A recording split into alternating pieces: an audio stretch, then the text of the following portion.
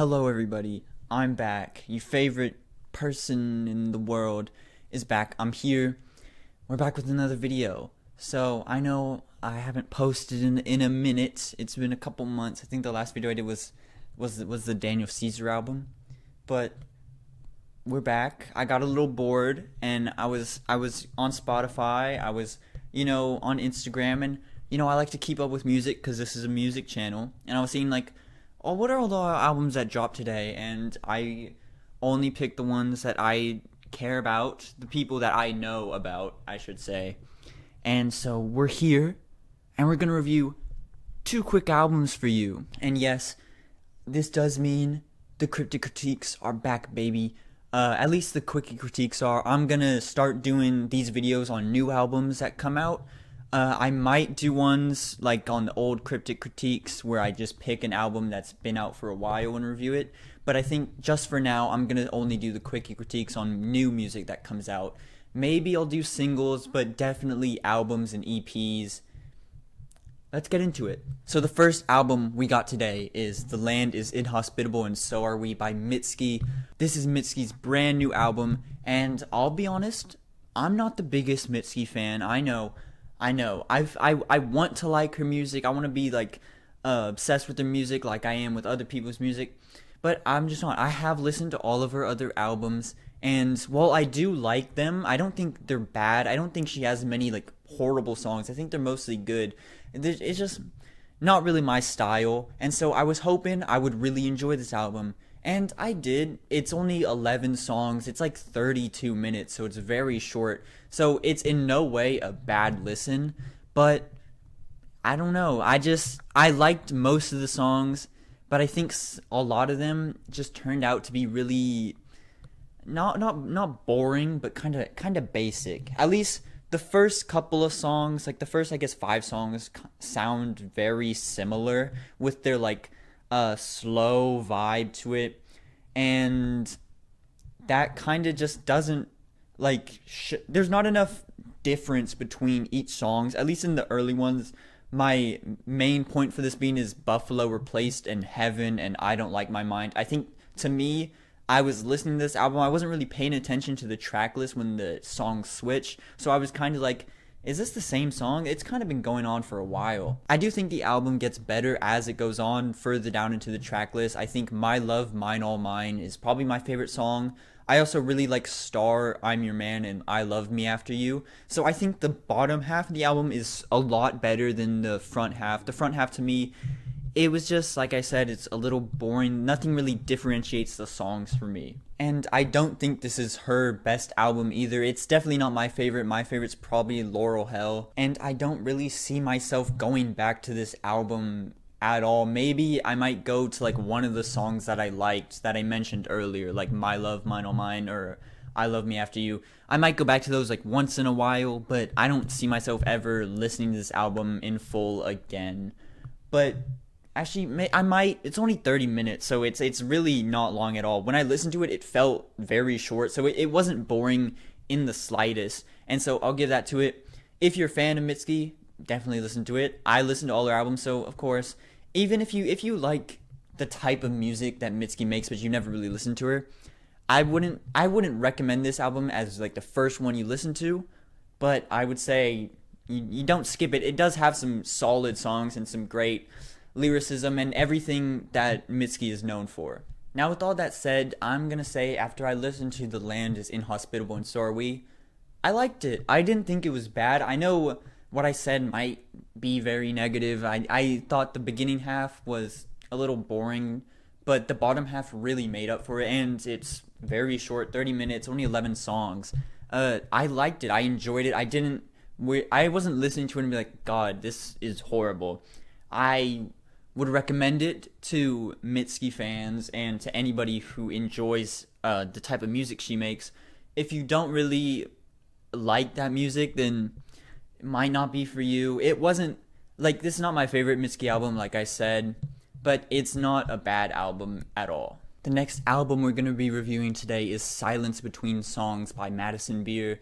Now, this song, like the Mitski album, it's short. It's a little bit longer. It's like 44 minutes, I think. Only 14 songs, so it's not that bad. A lot of the songs are pretty short, and I kind of have the similar complaints about this album that I did with the Mitski album, is that a lot of the songs here are kind of slow, kind of boring, and the songs on this album are fairly long. They're probably like, I think like 3 minutes each. I know there are some like 4-minute songs, and it kind of drags towards the end. Not the end, like the end of the songs. Some of them kind of drag a little bit. But I do think this album did have some highlights. Another thing that I did want to point out, a lot of these songs, she has the same like flow throughout the album. Like, I was listening to some of the songs and I was like, okay, this song kind of sounds like this other song that's on the same album. Like, when the way she sings and how she like sings her words, it sounds very similar. And it's weird because like the beats don't sound the same, it's just the flow does, and it kind of trips my brain up a little bit. And I don't think the flow is bad, I'm just saying it's very similar throughout the album. I don't think a lot of the songs on this album aren't very unique. But I will say I think this does improve upon everything that she had on her past album, Life Support. And this album, I think, does everything Life Support did, but better. But there are 14 songs, which is, I guess, a little bit average for a track list, maybe a little bit on the longer side. But there is a good portion in the middle where I just didn't really...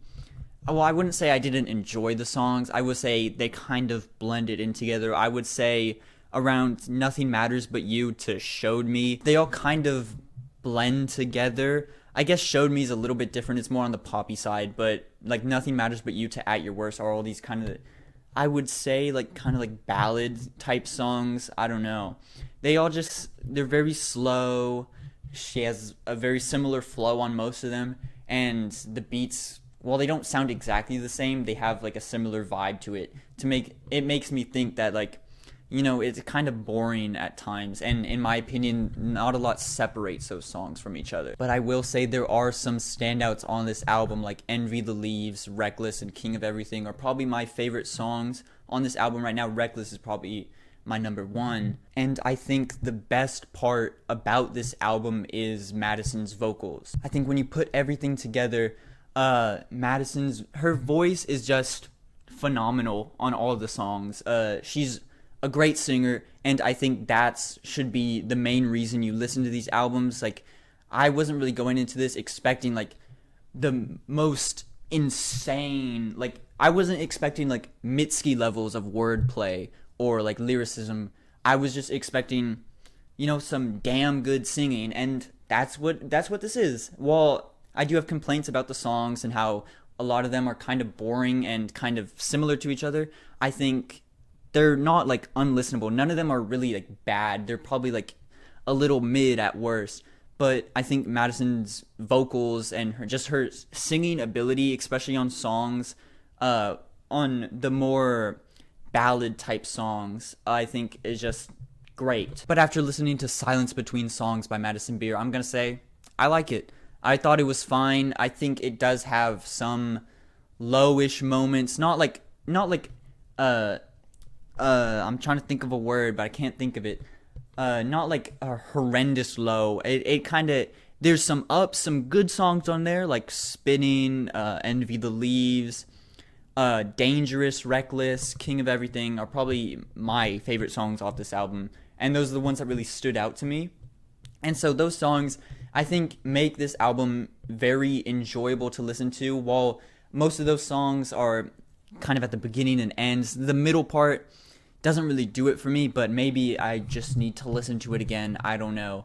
It's only 14 songs, which is a little long, but that's just like, it's only 40 minutes long, 45 minutes long, I think. And so it's not like a boring album in the slightest. So I think that makes it a little more enjoyable to me. But anyways, thank you all so much for watching.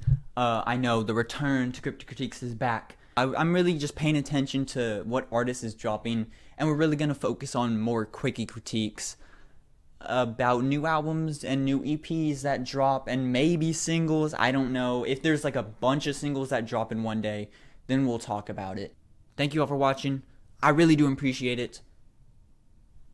That's it. Goodbye.